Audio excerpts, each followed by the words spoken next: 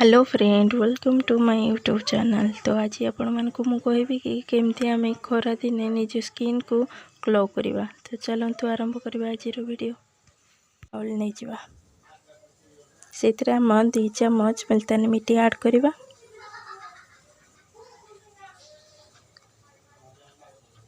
तापर आम आधा चम्मच महू ऐड करवा।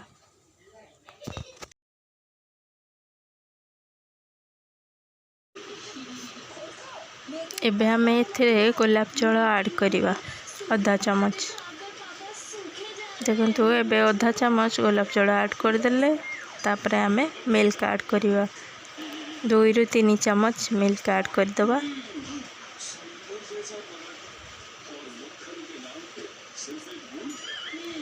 एबे आम या भल से मिक्स करदबा।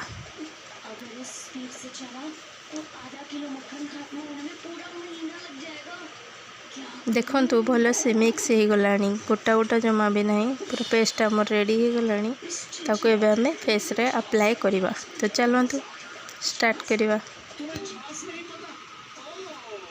मो फेस रे केमती अप्लाई करुच्ची आपण मैंने भी ठीक से ही अप्लाई करेंगे।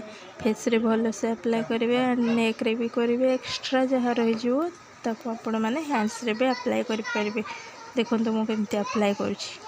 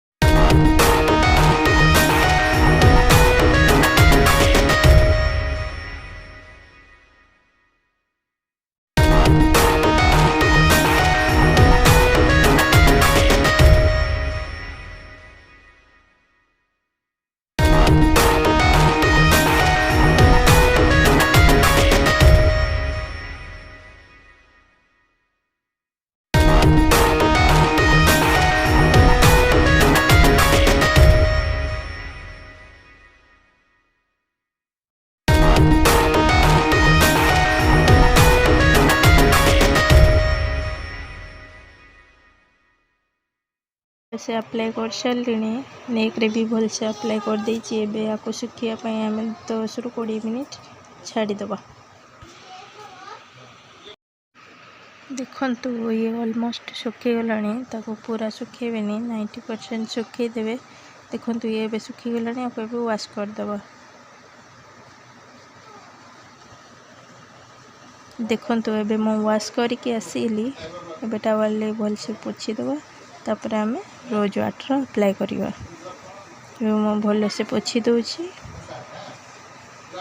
एबे आम रोज वाटर अप्लाई करवा।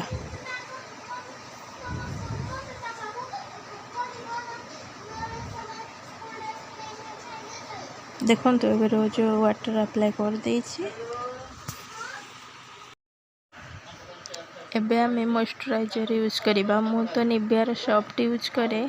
आपण मैंने जोटा यूज करुवे सेटा को ही यूज करदे। देखंतु मुझे भल से मसाज कर दूची। भल से मसाज करला परे आपण देखिए मुहर केते ग्लो आसुची।